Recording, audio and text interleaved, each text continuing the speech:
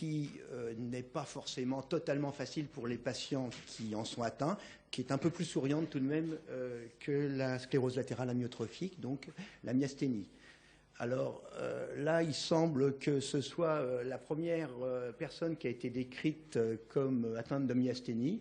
En tout cas, il avait le ptosis caractéristique. Et vous voyez, au XVIIe siècle, il est mort, semble-t-il, probablement de cette maladie, ce qui vous fait dire que quand même c'est une maladie potentiellement grave. Et il n'y avait bien sûr pas la réanimation qui a beaucoup changé les choses. Alors, donc, la myasthénie, elle, c'est une maladie de la jonction neuromusculaire, c'est-à-dire que là, vous avez vu avec la SLA l'atteinte du motoneurone en haut, et puis avec le syndrome de Guillain-Barré, l'atteinte du nerf, et puis là, donc, on est plus loin, donc au niveau où le nerf donc rejoint le muscle, au niveau de ce qu'on appelle la plaque motrice. Et donc, tout en bas, vous avez le schéma donc, de cette plaque motrice. Et dans la myasthénie, ce qui est atteint, c'est le côté musculaire. Donc ce sont les récepteurs de l'acétylcholine. L'acétylcholine étant le neurotransmetteur qui, lorsque l'influx nerveux arrive au niveau de la terminaison nerveuse, est libéré et va donc se fixer à ces récepteurs. Et lorsqu'il y a suffisamment d'acétylcholine qui s'est fixé à suffisamment de récepteurs fonctionnels, eh bien, il va pouvoir se produire une dépolarisation locale qui va entraîner ensuite la contraction musculaire. Donc, la myasthénie, c'est là que ça se passe, et avec ce déficit de récepteurs. Alors, ici, cette deuxième diapositive qui vous montre la même plaque motrice.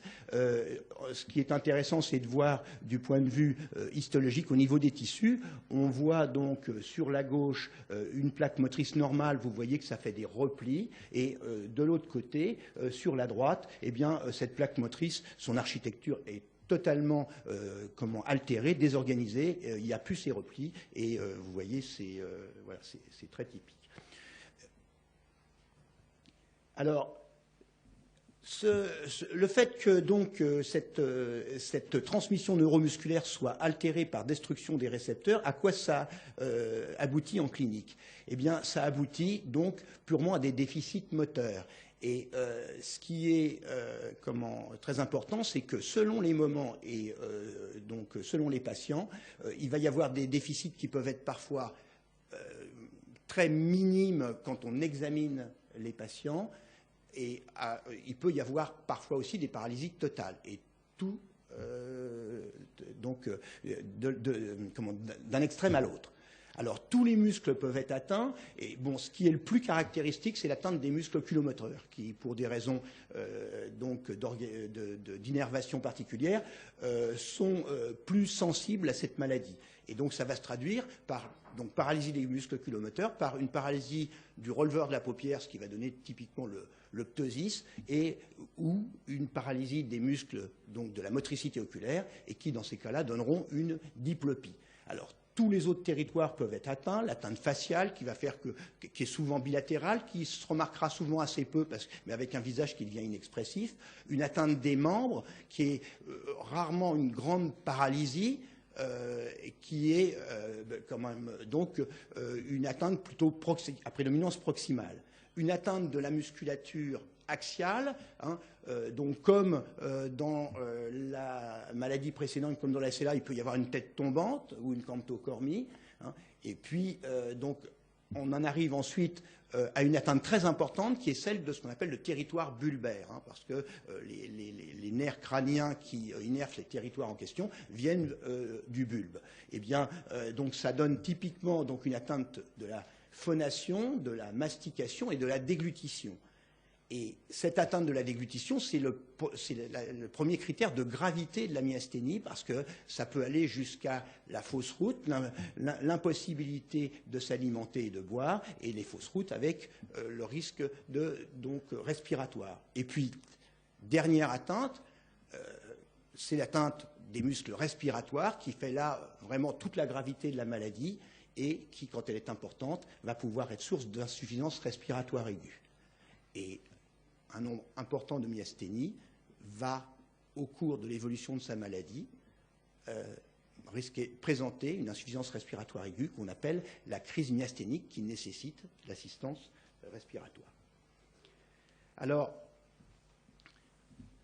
ces déficits moteurs, je ne l'ai pas précisé, mais vous voyez, c'est une atteinte purement de la jonction neuromusculaire, c'est-à-dire qu'il n'y a aucune autre anomalie neurologique associée. Il n'y a pas d'atteinte sensitive, les réflexes osteo-dentineux sont normaux, il n'y a rien d'autre d'associé. Le déficit moteur, dans les atteintes de la jonction neuromusculaire, il a deux caractéristiques très importantes qui ont un intérêt, vous verrez, à la fois diagnostique et aussi pour vous qui avez à voir ces malades, parce que ça va rendre leur appréciation très difficile. C'est le fait qu'ils ont un déficit qui s'accroît quand ils font un effort et qui, quand l'effort se prolonge, se répète, eh bien, très rapidement, la force musculaire va diminuer, il va y avoir un épuisement. Ce qui fait que quand on les examine comme ça, ils ont l'air bien. Si on leur fait un testing musculaire, il est souvent normal, par exemple, au niveau des membres. Et pourtant, au bout de quelques dizaines de mètres, ils vont être obligés de s'asseoir, ils vont être obligés de s'arrêter. Il y en a même qui font des chutes. Donc, c'est très différent de ce qu'on voit dans un syndrome de Guillain-Barré ou dans une sclérose latérale amyotrophique. C'est des patients qu'on sous-estime dans leur déficit. Hein. Et c'est d'ailleurs un gros point, c'est que dans cette maladie-là, souvent les patients ne se sentent pas bien compris et ne sont pas bien compris. Deuxième point qui vient se surajouter à cette fatigabilité musculaire à l'effort, c'est la variabilité spontanée des déficits au cours du temps. Quand la maladie n'est pas stabilisée, elle fluctue. Et les patients vous décrivent très bien, tel jour j'étais en forme, le lendemain, sans raison particulière, je ne pouvais plus rien faire.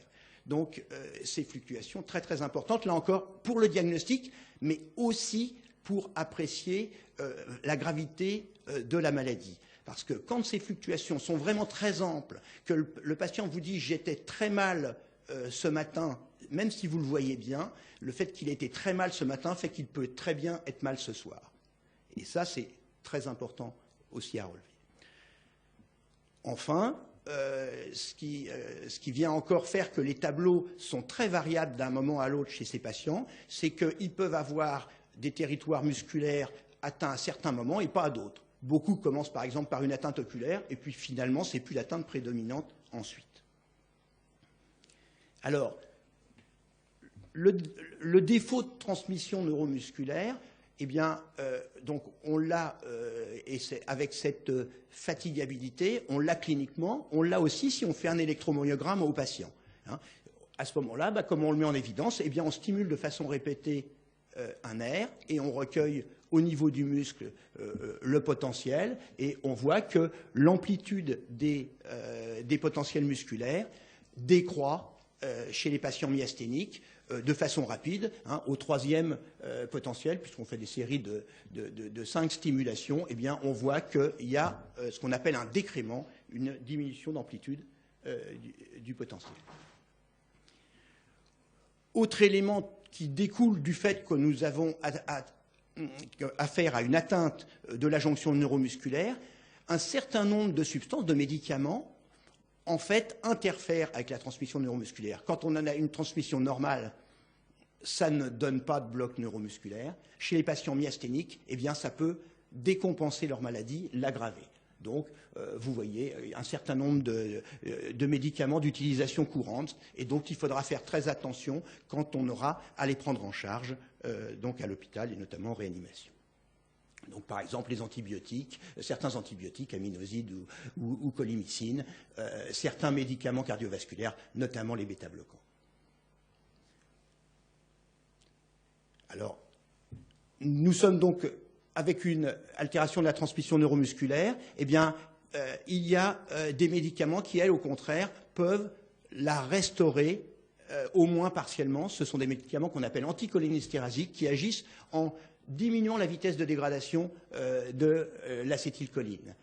Donc, ce qui compense partiellement le fait qu'il y ait moins de récepteurs disponibles.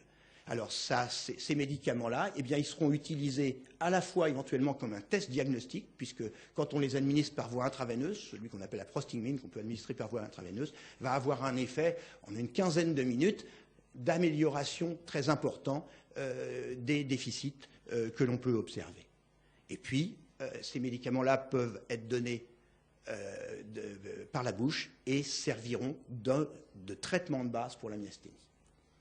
Alors, le deuxième point maintenant, le deuxième niveau pour bien comprendre ce qu'est la myasthénie, c'est que savoir pourquoi survient cette atteinte des récepteurs de l'acétylcholine, eh bien, c'est lié à un phénomène auto-immun. Et ce phénomène auto-immun, il est assez exemplaire parmi les maladies auto-immunes, puisque là, ce sont les auto-anticorps eux-mêmes, dirigés contre le récepteur de l'acétylcholine, qui sont pathogènes. On transmet la maladie à un animal avec le sérum d'un patient qui contient les anticorps, ce qui est vraiment quelque chose qui ne se voit pas dans beaucoup d'autres maladies neuromusculaires. Alors, ils sont positifs dans la grande majorité des cas, on dit 85% des cas.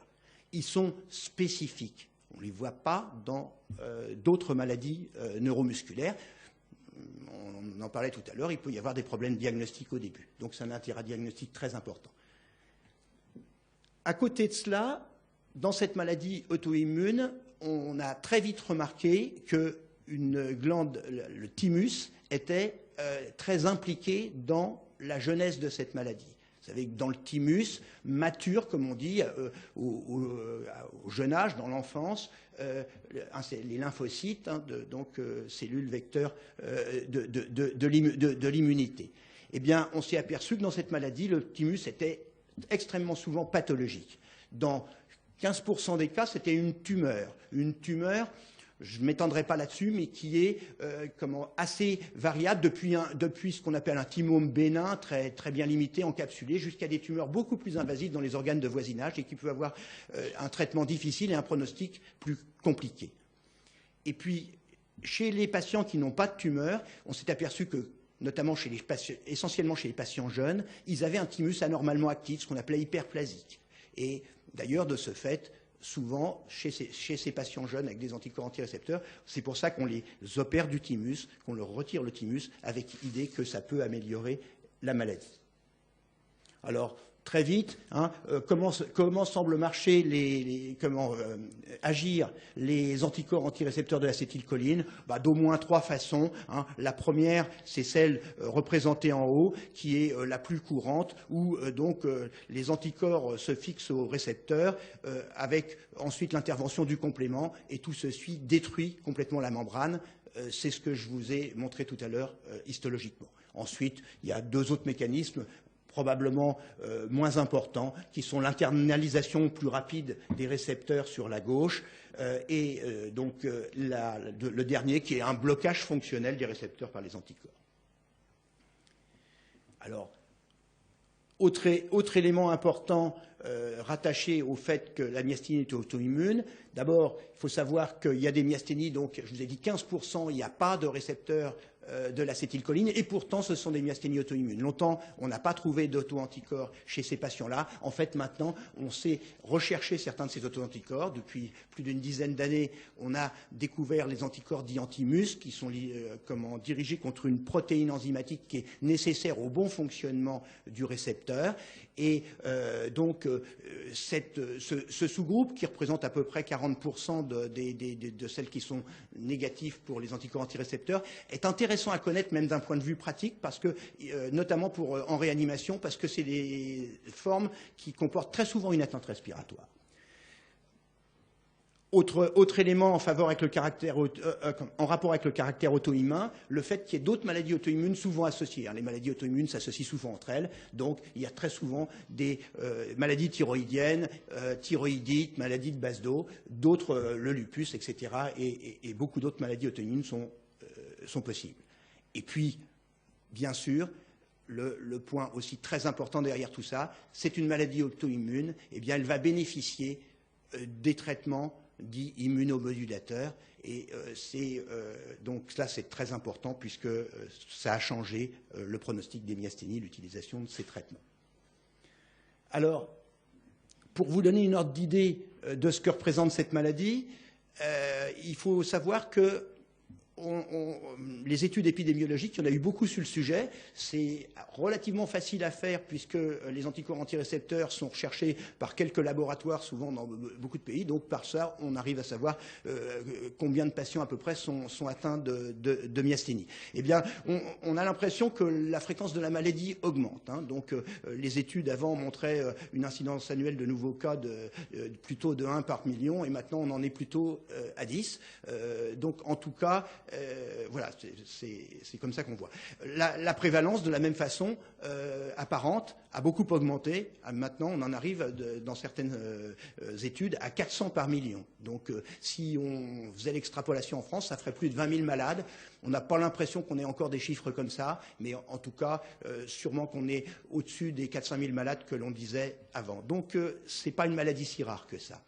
Deuxièmement, les études ont montré que, les études plus récentes ont montré qu'il y avait une augmentation apparente des débuts tardifs, après 40 ans.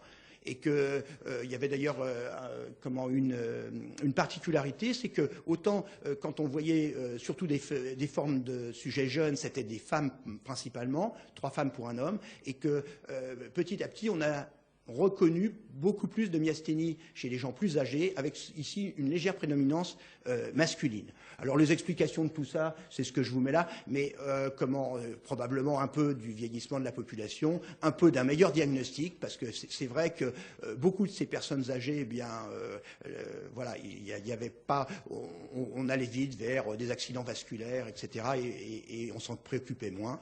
Et puis, après, reste le problème de savoir s'il n'y a pas une augmentation de fréquence des maladies auto-immunes. Ça a été vu pour d'autres quand même. Hein.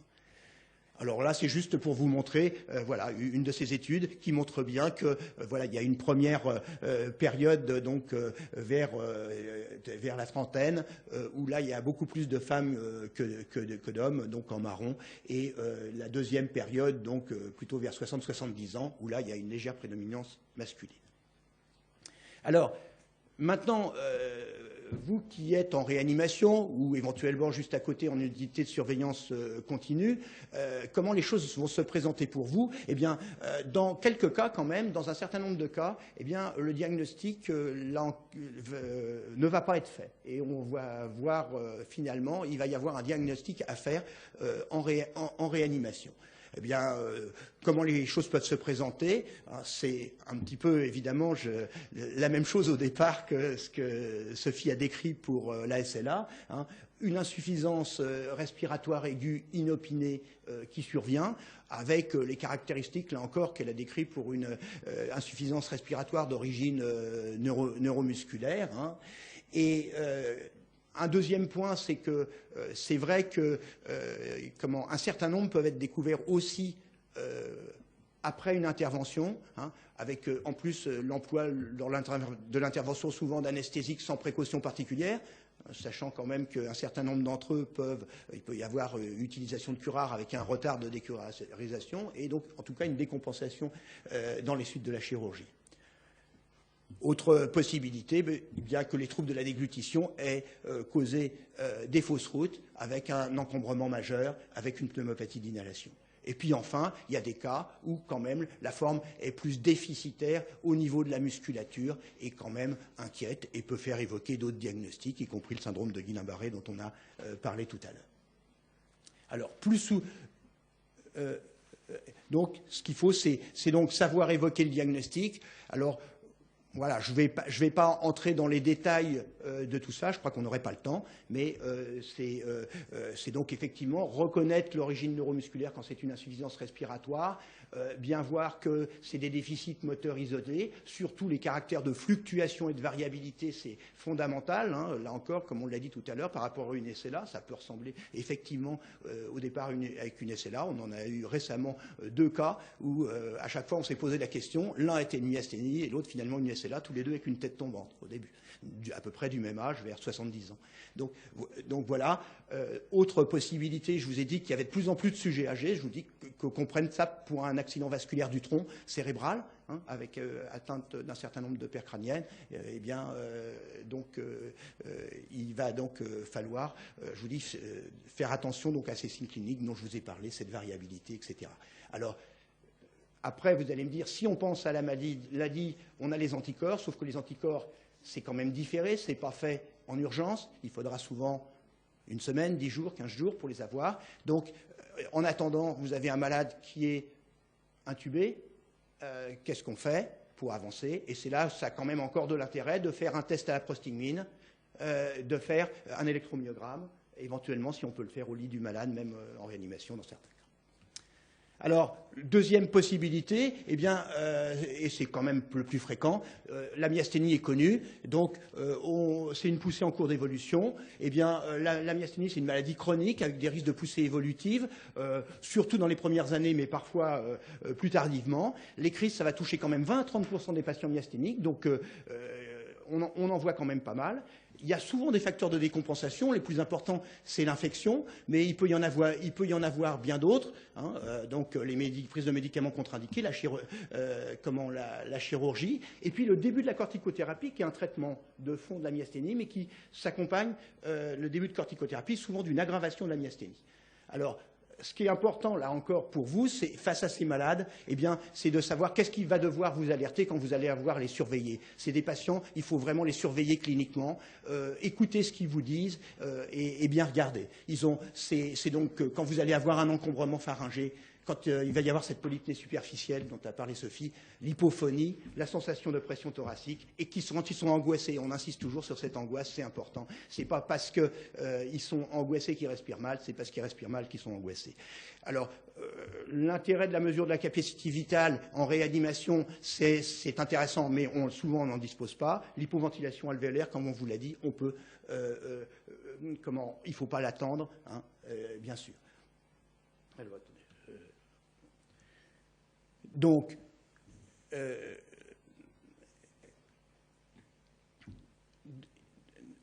là, ça répétait un petit peu ce que je venais de dire là, donc en redisant encore une fois qu'il fallait faire très attention au caractère très paucisymptomatique de l'insuffisance respiratoire. Alors, dernière partie du traitement, je vais aller vite, mais il y a des points importants. Donc, le traitement symptomatique et de réanimation, eh bien, beaucoup de ces patients, donc, ont des troubles de la déglutition, ben, il ne faut pas attendre qu'il soit évident qu'ils aient fait beaucoup de fausses routes. Hein.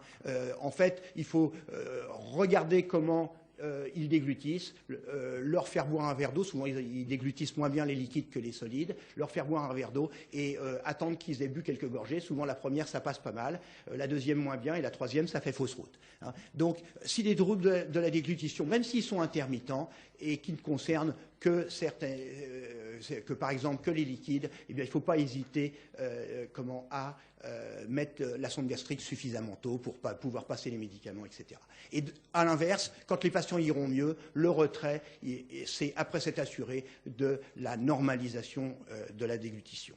Pour ce qui est de l'assistance respiratoire, eh bien, un point déjà important, c'est les patients, c'est quand ils désaturent, il faut penser que c'est probablement une hypoventilation alvéolaire, donc c'est grave, c'est comme ça qu'il faut les concevoir, même si c'est lié à une atélectasie, c'est pas non plus de bon pronostic. Il ne faut pas simplement se contenter de leur coller de l'oxygène, hein, comme ça vous a été dit.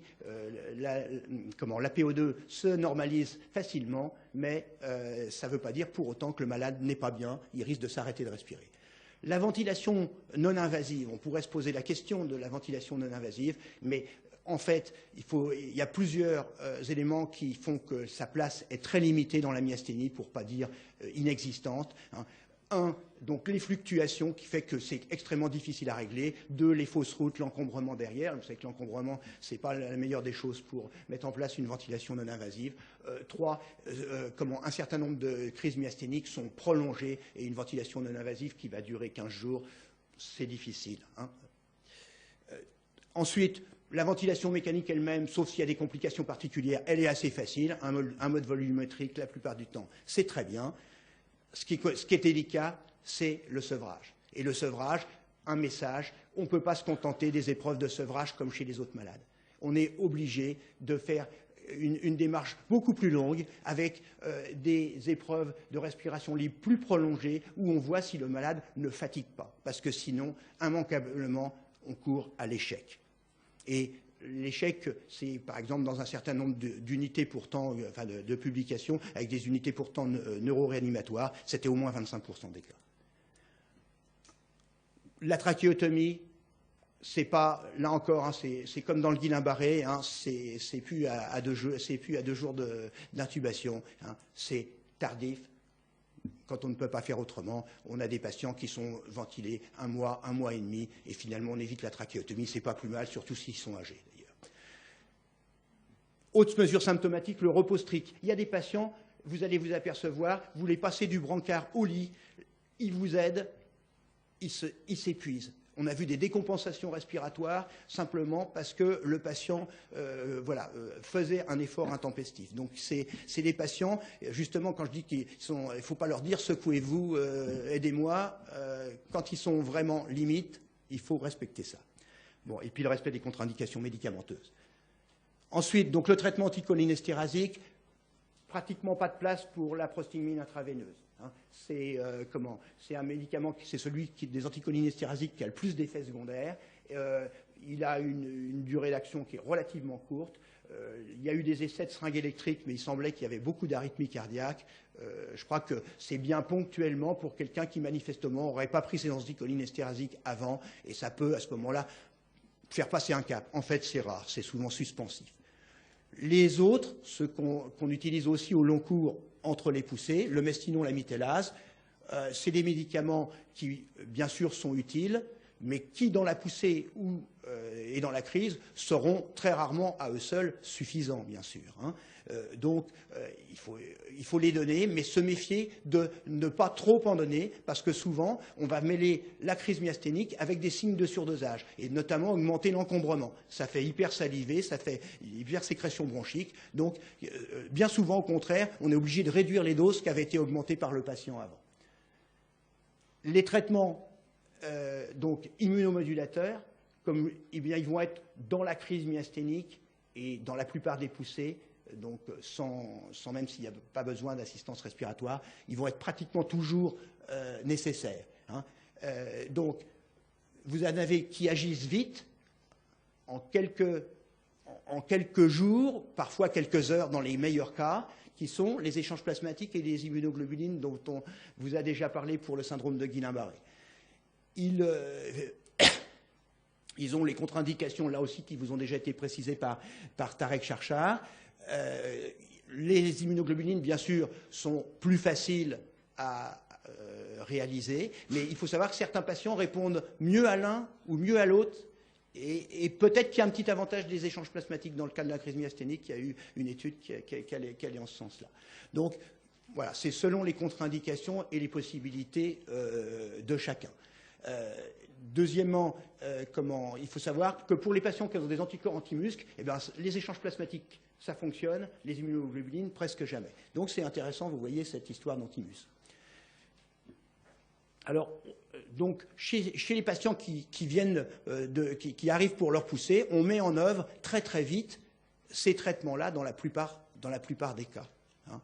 On peut traiter d'abord un facteur déclenchant, mais il ne faut pas perdre quand même trop de temps. Donc on les met, dans la majorité des cas, on les met en œuvre très vite. Y compris quand la maladie paraît très probable avant qu'on ait les anticorps.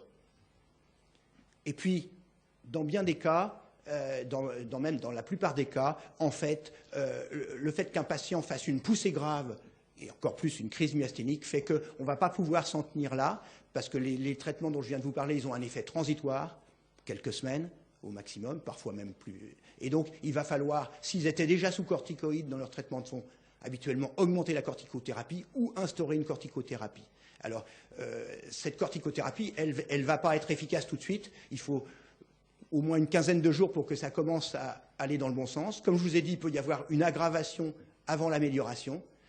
C'est comme ça. Et c'est d'ailleurs ce qui fait que chez les patients qui ne répondent pas assez bien aux échanges ou aux immunoglobulines, la durée de ventilation va être longue. Bon, l'azatioprine, je passe, c'est un traitement de fond qui marche sur le long terme. Alors, on en arrive à la fin. C'est pour vous montrer quand même que les crises myasthéniques, ça a une durée quand même assez longue. Hein. Vous voyez que là, la médiane de ventilation chez ces 73 patients qui avaient été ventilés, ces 73 crises myasthéniques, elle était quand même de 13 jours, donc avec des extrêmes extrêmement longs. Hein. Il y a des patients parfois qu'on a ventilés de nombreux mois. Et donc, un point très positif, c'est que la mortalité est faible. Mortalité 3 sur 73, hein, 4%. Et toutes les études à l'heure actuelle retombent sur des mortalités très faibles. Donc, finalement, la myasthénie, c'est une maladie grave, hein, et c'est myasthénia gravis. Et malheureusement, souvent, c'est pas très ancré dans la tête des gens qui ne la connaissent pas bien. Hein, ils ont tendance à prendre ces patients-là pour peu malades. Moyennant quoi, si on fait une prise en charge qui ne sous-estime pas la gravité des poussées, et donc si vous les surveillez bien cliniquement, ils vont pouvoir être ventilés à temps et sevrés correctement. Et donc, à ce moment-là, avec ça, donc, on a un pronostic transformé, comme je vous l'ai dit. La mortalité de la crise, elle était supérieure à 40% au début des années 60, et maintenant, elle est inférieure ou égale à 5%. Voilà, je vous remercie.